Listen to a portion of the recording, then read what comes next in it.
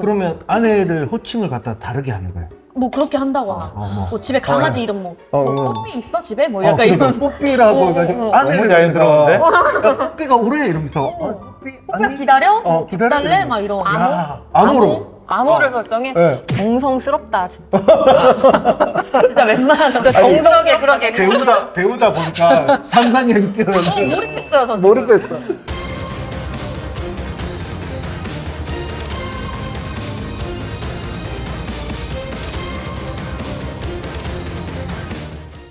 안녕하십니까. 네, 법과 일상을 진행하고 있는 대변 김정규 변호사입니다. 오늘도 법에 대한 이야기를 하는데 일상에서 발생하는 정말 작은 것, 사소하게 보이는 것들도 저희가 쉽게 이야기하겠습니다. 제 옆에 계신 우리 제가 먼저 소개할까요? 네. 김담 씨 먼저 네. 소개 부탁드립니다. 알겠습니다. 네, 안녕하세요. 법과 일상에서 변호사님들 사이에 유일하게 서민을 맡게 된 배우 차은담입니다. 안녕하세요. 이혼 전문, 가사소송 전문 이가영 변호사입니다.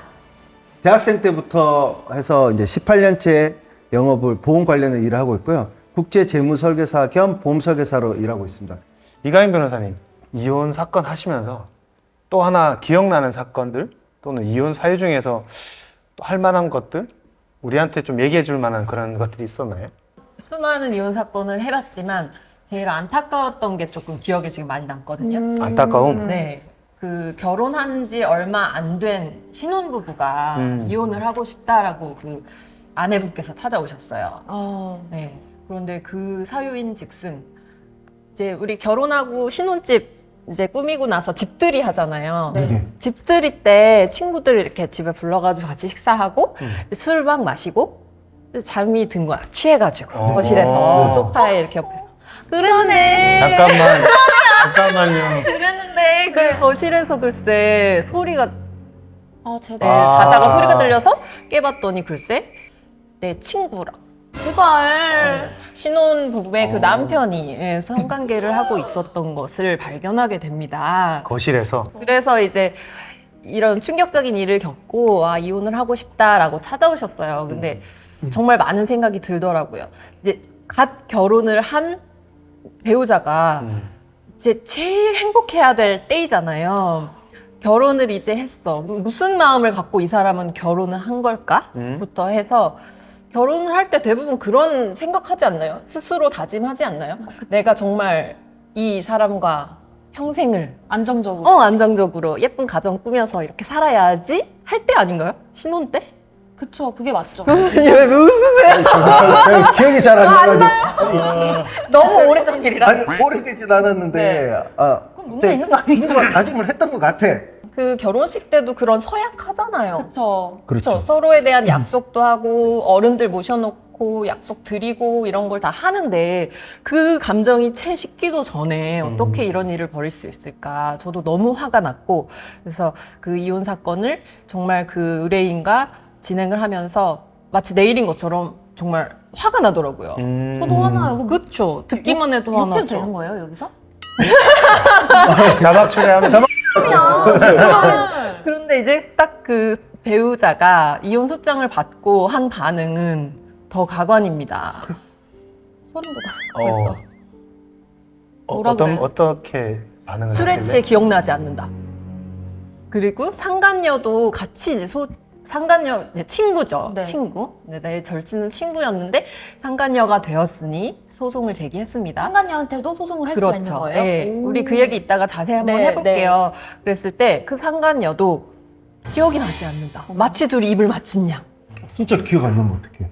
그러나 그 당시 우리 의뢰인께서는 현명하게도 이제 정신이 들어가지고 막 못 볼 거를 보고 있잖아요. 이거를 녹음하실까? 영상 촬영하시고 핸드폰으로. 그죠? 예. 이거를 하셨어요. 그래서 그 적나라한 못 볼 꼴을 저도 같이 보면서 네, 그렇게 했어요. 이때의 그 두 사람의 반응이라는 게 있잖아요. 그쵸. 찐 반응. 찐 반응이 있고 그리고 소를 제기하는 과정에서 소장을 서로 이렇게 보고 서면을 내고 하는 과정에서 서로의 입장 이렇게 설명을 하잖아요. 그럴 때 이제 앞뒤가 맞지 않는 설명들이 이제 존재하게 되는 거예요. 그쵸. 특히 이제 상간녀의 경우 이 일을 겪고 이제 소송이 시작되기 그 사이의 기간이 있잖아요. 그때 정말 사적인 관계에서의 이제 아직은 소송이 시작되기 전의 상황에서 너무 미안한 거지. 친구였잖아. 연락해서 미안하다. 어떻게 변명을 막 했어요. 그 말인즉슨 그 상황을 인지하고 그쵸. 있었고, 그쵸? 인정한 미안한 거지. 그러니까 이런 것들을 이제 다 냈어요. 증거하고. 그렇죠. 그러니까 오히려 소송에서의 태도가 그럼 어떤 거예요? 거짓말을 한 거죠. 그쵸. 자기는 인지하고 있었던 정황이 다 있는데 그쵸. 이제 소송이 시작되자 갑자기 말을 바꿔서 기억나지 않는다. 이렇게 한 상황이었어요. 그래서 이런 것들이 이제 소송 중에 우리 의뢰인께 유리하게 작용했던 네, 그런 경험이 있었습니다. 그래서 승소를 하신 거죠? 네, 원하는 대로 다 좋은 결과 받았어요.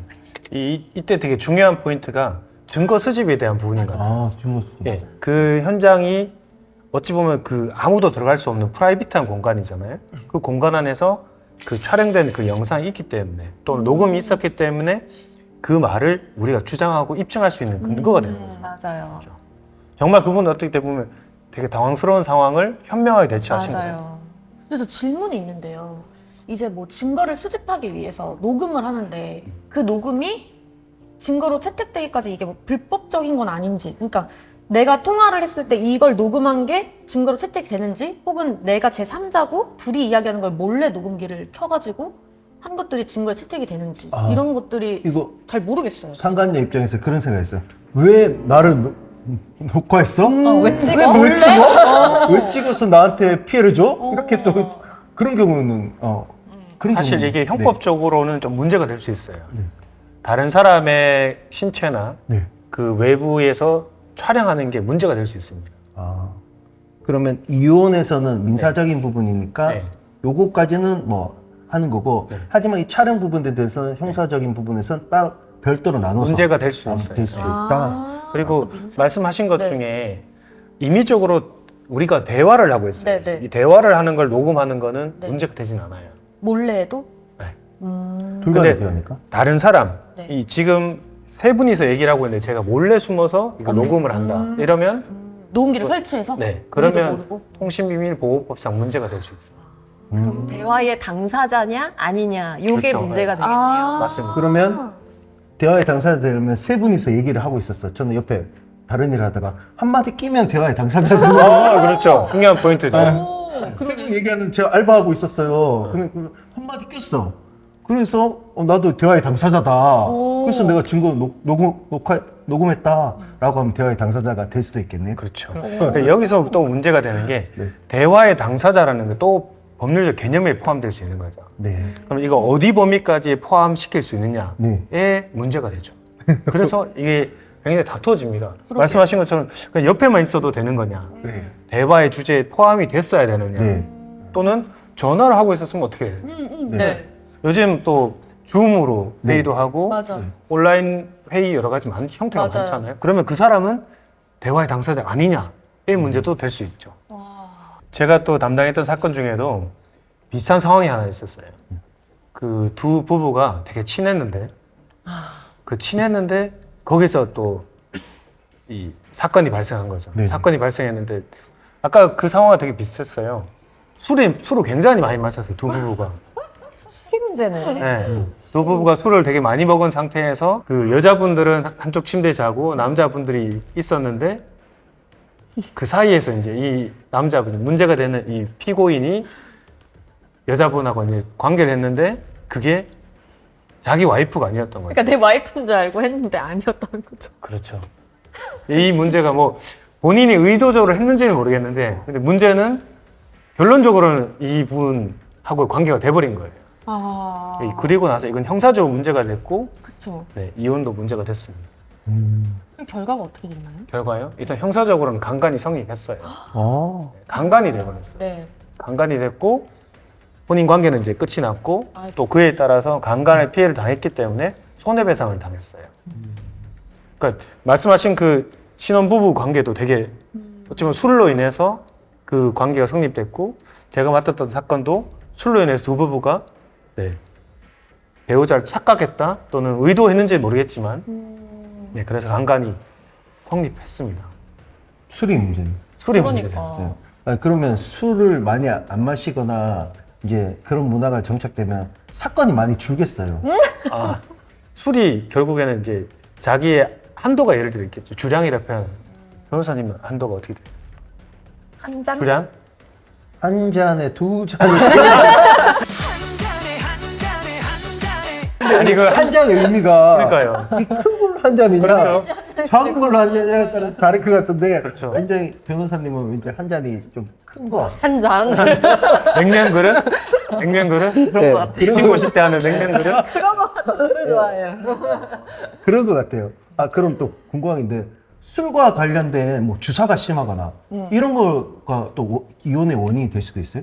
왜냐면 주사가 심해가 나 이혼할까 했는데 아니 미안해 기억이 안 나 사과하고 또 이런 것도 이혼으로 이어질 수 있는. 아, 제 주사가 있어요.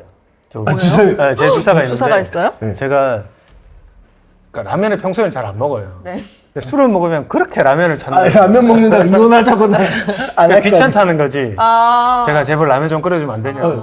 여기서 만약에 귀찮아서 남편이 술을 먹고 와서 라면 끓여달라고 하는 게 귀찮아서 이혼을 하겠다라고 하면 이거 성립돼요?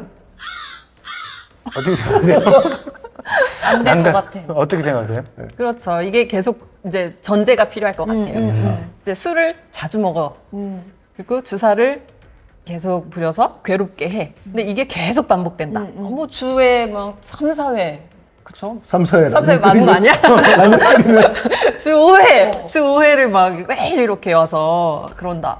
밤에 잠을 못 자게, 그래서 그쵸? 막 정신병원을 가서 막 내가 그렇죠. 치료라고 약을 진짜. 먹는다. 뭐 내가 이런 정말 불면증, 우울증이 와서 약을 먹어야지 겨우 잘 정도다. 근데 그 겨우 잠들었는데 또 와서 깨워. 또 라면을 끓여달라 또 라면 한다. 끓여달라. 그러면 이거는 정말 일상생활을 하기 불가능해질 정도잖아요. 그러면 이거에 대해서 이제 문제 제기를 하고. 증거를 또 많이 모아놔야 그렇죠. 되네요. 증거도. 라면 봉지? 라면 봉지? 막 라면을 끓여서 이런 카톡 같은 거 다 캡처해놓고. 그렇죠. 아, 그리고 뭐 그 밤마다 일어나는 그런 다툼, 그렇죠. 이 일로 인해서 또 갈등이 심해질 거 아니에요. 뭐 이런 것들을 다 차곡차곡 쌓인 게 늘어간다면, 예, 그러면 혼인을 유지하기 어려운 사유에 해당되지 않을까 싶어요. 그러면 증거 라면 많이 얘기를 끓여달라고 하지 마세요. 해서 저는 갑자기 궁금한 게 생각이 났는데 그 상간 소송을 하기 위해서 이제 증거를 어느 정도를 모아야 이게 갖춰야 하는지가 조금 아, 근데 궁금해요. 또 궁금해요.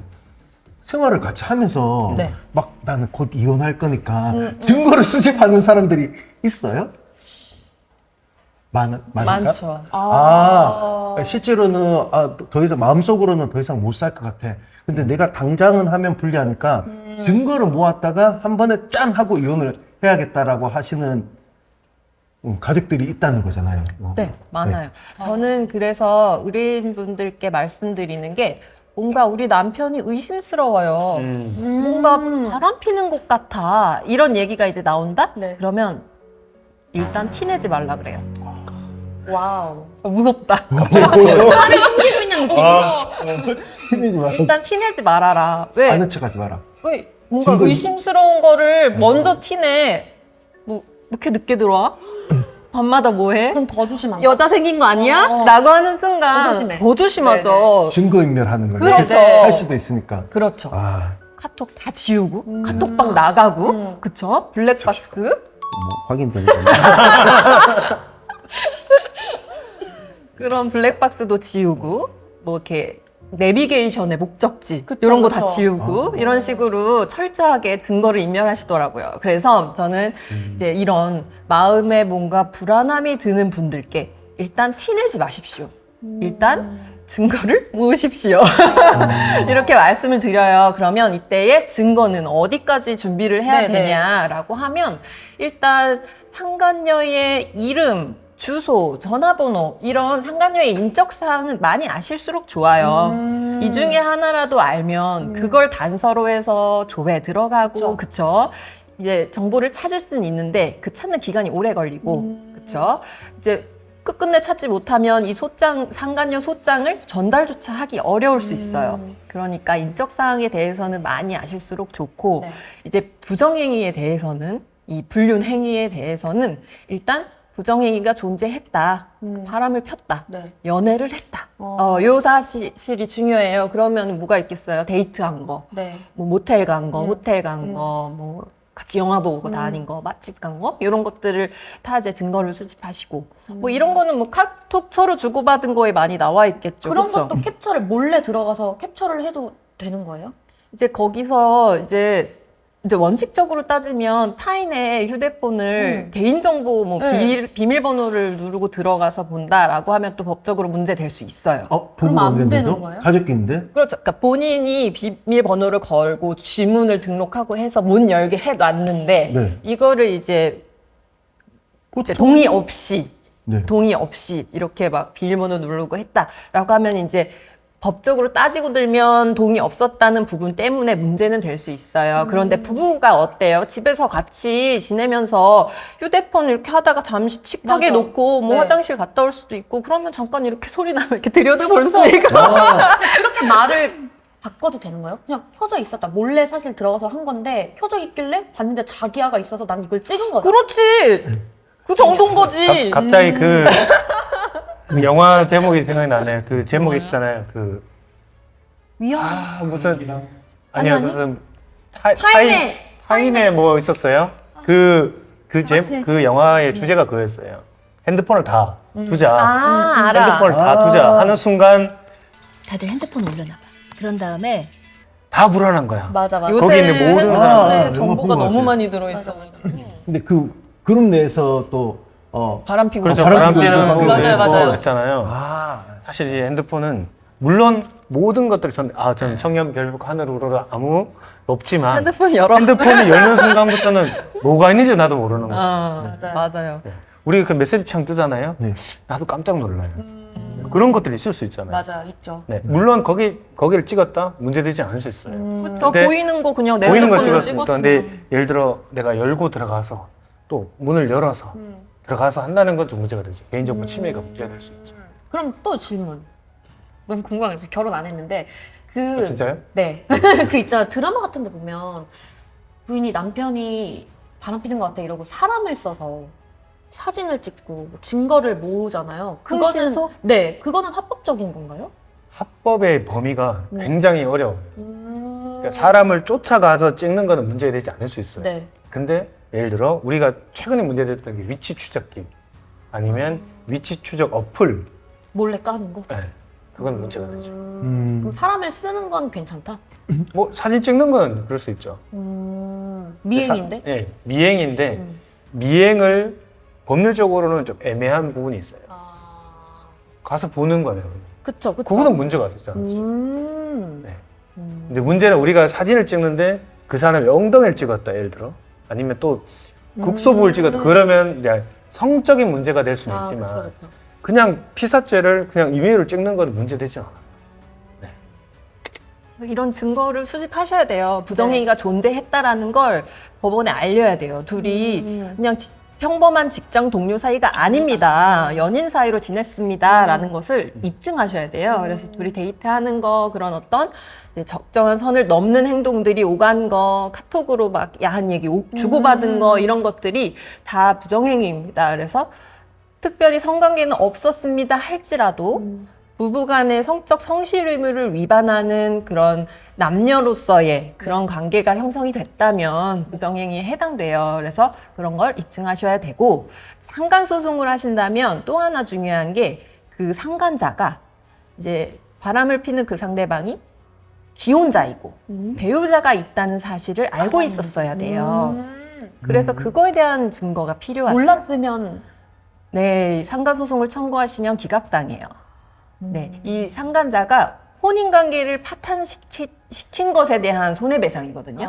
그래서 이걸 모르고 미혼인 사람인 줄 알고 연애를 한 거면 그 의도가 없었던 거잖아요. 혼인 파탄에 대한 의도가 없었던 거잖아요. 그렇기 때문에 상간자가 이 사람이 뭐 예를 들어 뭐 카카오톡의 가족 사진일 수도 있고, 그렇죠? 그러면 유부녀, 유부남이구나를 알 수 있죠. 그리고 같은 직장 다니면 또 다 알잖아요. 개인 정보들 다 오고 가고 하니까 그런 걸 알 수 있었던 정황을 설명한다든지 이런 식으로. 그리고 두 사람이 만약에 통화하는 걸 들었는데 뭐 이제 아내 얘기를 한다거나, 만약에 뭐 카카오톡에 뭐 이제 뭐 아내가 뭐 빨리 들어오라고 해? 뭐 이런 식으로 그러니까 아내를 네. 언급한다라고 하면 알고서 그런 바람을 피는 거구나 이제 드러나죠. 그러니까 이런 것들을 제출해야 돼요. 그러면 이거를 이용하는 나쁜 사람들도 있겠네요. 알고 그렇죠. 있었지만 저는 몰랐어요. 증거를 남기지 않고. 그러면 아내를 호칭을 갖다 다르게 하는 거예요. 뭐 그렇게 한다거나. 뭐. 뭐 집에 강아지 이름 뭐. 어, 뭐 어. 뽀삐 있어 집에? 뭐 약간 그러니까 이런. 뽀삐라고 해가지고 아내를 너무 자연스러운데? 보면서 뽀삐가 오래 이러면서 뽀삐 뽀삐 기다려? 기다려? 달래? 막 이런. 야, 암호로. 암호를 설정해? 네. 정성스럽다 진짜.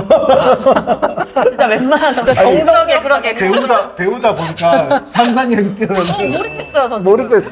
네, 저도 이제 상담소서 진행하면 실제로 그런 답변서가 많이 와요.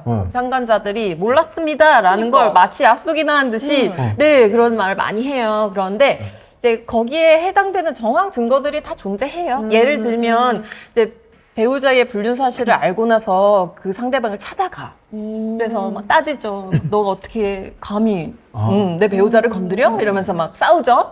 그럴 때 다 녹음을 또 하시죠. 그랬을 때 그 상대방이 반응이 또 있습니다. 그쵸, 그렇죠? 부인이세요? 결혼한 사람이었어? 이러면서 이럴 수도 있겠고 아니면 올 것이 왔구나. 이러면서 그러니까 남편 단속 잘 시키지? 이런 거. 그렇죠. 이런 거. 이런 걸 했으면 이 사람 알고 있었네. 이게 드러나잖아요. 그러면 이제 재판부에 설명하는 거죠. 알고 있는 대화가 이렇게 존재함에도 불구하고 거짓말을 하면서 그렇죠. 그럼 가중처벌인가요? 이제 위자료 산정이 있어서 피고의 태도가 또 감안되는 요소입니다. 그래서 전혀 반성 없는 태도로 오히려 원고를 더 괴롭히고 있는 거죠. 그러면 위자료 산정에 참작이 됩니다. 요즘은 CCTV가 되게 잘 돼 있어서 네. 혹시나 문제가 된다면 그 주변 CCTV를 찾는 것도 되게 중요해요. 근데 공공 CCTV 이런 거는 협조를 안 해줄 거잖아요. 안 될 범죄가 수 아닌 있죠. 이상. 범죄가 아닌 이상 안 되는데 네. 예를 들어 아파트 네. 이거나 아니면 뭐 오피스텔이거나 호텔 같은 경우는 그런 거 요청할 수 있거든요. 네. 제가 예전에 했던 사건 중에도 물론 이제 이 불륜과 관련되지 않았지만 아파트 CCTV가 있었어요. 네. 근데 그거를 요청을 해서 받았거든요. 받은 경우가 있었어요. 오. 그게 뭐 하는 상황을 정면에 찍고 있더라. 그 현장을 갔는데 그 카메라가 CCTV가 그걸 찍고 있더라고요. 그래서 요청을 했어요. 네. 아파트 관리사무소에 요청을 하니까 네. 그걸 주시더라고요. 근데 반대 입장에서는 왜 남의 그런 거를 허락도 없이 그쪽에다 줬냐라고 따지면 또 따질 수 있죠. 네. 하지만 그 CCTV 자체는 객관적 증거는 될 수 있죠. 예전에 제가 했던 사건 중에도 CCTV를 어떻게 받았냐가 문제가 된 적이 있었어요. 네네. 그럼에도 불구하고 그 CCTV 자체의 객관적 증거성은 인정이 됐어요. 네. 그렇죠. 외도 증거 수집할 때도 그러니까 문제가 되는 건 배우자가 이 증거 어떻게 수집한 거야? 라고 이제 문제 그쵸, 그쵸. 삼기 시작해야 이제 그쵸. 그렇죠. 물고 늘어질 게 그거. 그거 물고 늘어져야 이제 문제가 되는 것이고 일단은 증거가 있어야 뭐가 불륜을 하는지 마는지 조차 모른다라고 하면 일단은 알아봐야죠. 그쵸. 제가 했던 사건 중에는 그 가정에 뭐 8층에 어디에 무슨 식당을 간 카드 내역서가 있었어요. 그래서 그 다음 날 네. 그분이 찾아간 거예요. 네. 그래서 거기를 찍고 있는 CCTV를 보여달라. 누구랑 갔는지? 네, 누구랑 갔는지. 그분은 그걸 찍어 오셔서 네네. 그걸 캡처로 화면을 낸 적이 있었어요. 캡처로. 네. 수단과 방법을 가리지 않고. 이게 이혼 소송이 변호사들이 물론 많이 하지만 제일 어려운 것 중에 하나가 부부였잖아요. 네. 그렇죠. 그래서 굉장히 많이 알고 있어요. 서로를. 서로를 많이 알고 있기 때문에 그 서로가 주장하는 것들이 굉장히 디테일한 것들이 되게 많습니다. 이 사람은 예를 들어 잘 때 방구를 낀다. 아니면 이런 말을 쓴다. 젓가락질을 왼손으로 하는데 숟가락질을 오른손으로 한다. 이런 얘기까지 다 있어요. 근데 그런 얘기까지 다 있는데 또 문제는 나의 습관 패턴을 잘 알기 때문에 서로의 이제 공격을 잘 아는 거죠. 이 사람은 이런 식으로 집요하게 공격을 한다. 이 사람은 물고 늘어지는데 이런 증거를 많이 가지고 있다. 아니면 싸움이 있을 때는 두 번 싸운 게 아니잖아요. 그 이전에는 이런 것들을 통해서 이런 상처가 있었다. 이런 것까지 다 얘기를 해요. 네. 그래서 굉장히 어려워요. 그러네요. 감정 소비도 되게 많은 그렇죠. 영역이죠. 그렇죠. 아무리 배우자가 일단 바람을 폈다 이 사실을 안다고 해도 100% 이혼을 하는 건 또 아니에요. 이혼 소송이라는 것 자체가 너무 괴로운 과정이고 그리고 한 가정을 깬다는 게 사실 큰 결정이거든요. 자식들도 있을 수 그럼요. 자식이 있다면 더더욱 힘들겠죠. 그래서 이제 배우자에 대한 이혼 소송은 진행하지 않더라도 네. 그래도 바람핀 거에 대한 책임은 물어야 되잖아요. 그래서 상간자를 상대로 한 이제 상간자에 대한 손해배상 청구 소송만 진행하는 것도 가능합니다. 아, 이혼을 하지 않고 네. 상간녀한테만 그렇죠. 책임을 물을 수 있는. 그렇죠. 오. 보험 관련해서도 좀 에피소드가 있는데요. 네, 네. 이제 어떤 분이 찾아오셔서 상담을 해요. 근데 보험이 건강보험인데 이 계약을 잘 유지하면 될 건데 네. 새롭게 가입을 해야 된대요. 그래서 왜 그러냐고 물어봤는데 계약자가 이제 배우자였던 거예요. 그리고 피보험자가 이제 고객님이셨는데 네네. 이제 계약자인 부인이 이혼을 하면서 이 건강보험을 계약자를 변경을 안 해준 거예요. 즉 이제 남편과 이제 배우자를 했을 때 남편분이랑 아내분이 계약자, 남편분이 이제 피보험자였는데 피보험자가 아프세요. 네. 그런데 이제 피보험자가 이 계약을 유지할 수 있도록 해야 되는데 계약자가 잘 유지해야 되는데 계약자가 이 계약을 해지한 거야. 안 넘겨주고. 괘씸하고 그쵸. 헤어져서 완전 싸워서 헤어졌는데 너무 치사하다. 내가 너 건강이나 보험 혜택까지 내가 신경 써줘야 돼? 네, 이런 경우에 제가 법률적으로 그 계약 소송해가지고 그 보험 계약자 나 줘 이렇게 합의는 볼 수 있겠죠. 돈 더 줄 테니까 맞죠? 가지고 올 수는 있겠지만 예. 그냥 해지했을 때 계약자의 고유 걸리니까 네. 그랬을 때 그런 황당한 경우도 있더라고요. 그럼 어떻게 해야 돼요? 그럼? 그래서 이게 사이가 좋을 때는 계약자를 부인으로 그치, 남편을 해도 그치, 되는데 그치. 사이가 좀 나빠진 것 같다라고 하면 계약자를 빨리 본인으로 가지고 와야 되는 빨리 바꿔야 되는 네, 거. 빨리 바꿔야 되는 것 같아요. 일이 생기기 전에. 일이 생기기 전에 동의를 받아가지고 사이가 좋을 때는 괜찮아. 계약자가 누구여도 상관없는데 반대의 경우도 있었어요. 어떤 경우냐면 반대의 경우라기보다는 헤어졌어. 근데 자기가 이혼 상태인데도 조회를 했는데 보험이 있는 거예요. 보험. 싸늘하다. 어떤 보험이 사망 보험이 있는 거예요. 자기가 모르는 보험. 자기가 예전에 가입했는데 그 계약이 유지 중인 거예요. 그래서 자기가 이제 배우자랑 헤어졌는데 자기를 피보험자, 내가 죽었을 때 돈이 나오는 걸 전 배우자가 유지 중인 거예요. 왜? 왜냐면 결혼 당시에는 이런 거죠. 아내가 남편이 죽으면은 우리 가족도 어떻게 먹고 그쵸, 살아라고 해서 동의해 하에 결혼을 유지 상태에서는 배우자가 남편 이름으로 그리고 수익자를 배우자가 딱 지정해놨어요. 남편이 무슨 일 생기면은 우리 가족 먹고 살아야 하기 때문에 돈을 받는 건. 근데 헤어졌어요. 그럼에도 불구하고 헤어지면 보험 계약도 헤어져야 되는 건 아니잖아요. 그렇죠. 근데 유지 중이었어요. 이런 경우에는 너무 무서운 거예요. 혹시 나한테 잠깐만 고살 이 상황에서 네. 사건이 하나 떠오르는데 네. 대곡으로 가는 건가요? 그쵸. 이런. 그럴 수도 그런 있죠. 경우. 무섭잖아요. 네. 그런 경우에는 이제 피보험자가 내 신체를 사망을 담보로 해서 이런 경우에는 철회를 할 수 있어요. 철회를 하면 이제 계약이 해지되는 것처럼 비슷하게 되는 거고요. 그럼 해약한금은 계약자인 전 부인이 가져가는 거예요. 가져가고. 네. 나 이제 마음 편히 그러니까. 덤버그레스 갈 수 있고 편하게 할 수 있구나. 그러니까요. 되게 무섭잖아요. 그렇죠. 헤어졌는데 왜 내가 죽었을 때의 계약을 본인이 사망보험금을 받는 계약을 유지 중인 거야. 그니까. 네, 얼마나 무서워요. 요즘 그래서 지금 보험의 얘기가 나왔으니까 네. 그 다음 영역에서 좀 많이 언급됐던 게 연금이었어요. 국민연금이든 노령연금이든 아니면 공무원 연금처럼 또는 교원의 어떤 연금도 있거든요. 네. 그런 형태의 연금들도 작지 않아요. 달마다 나오고. 네.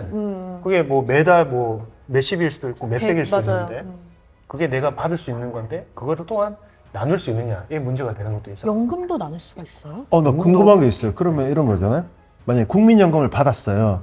65세부터 받는데 이제 60세 이제 황혼 이혼을 했어. 근데 5년 뒤부터 나오는 거잖아요. 그렇죠. 근데 지금 받고 있는 상태에서 이혼을 하는 거, 나중에 받을 건데 지금 이혼을 해가지고 나중에 받을 것도 나눠달라고 할 수 있겠네요. 그렇죠. 네. 우리 변호사님 연금에 대해서 어떻게 보통 정리를 하나요?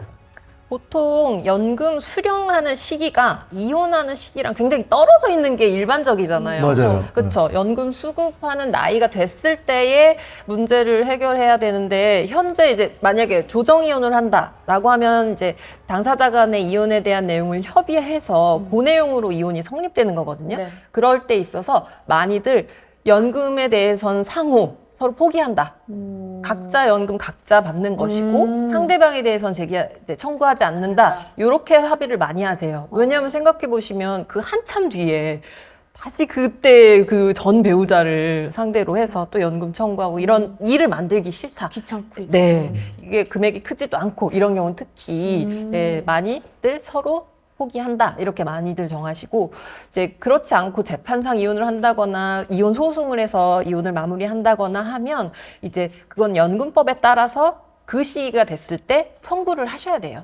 아. 그러면 혼인 기간에 따라서 그 비율이 정해져 있어요. 연금을 얼마 받게 되면 그 중에 일부를 받는 거거든요. 혼인 기간이 길면 더 그 액수가 커질 테고 네, 이런 식으로 그때 가서 청구를 하셔야 돼요. 연금도 생각보다 되게 중요한 요소가 됐어요. 그니까요.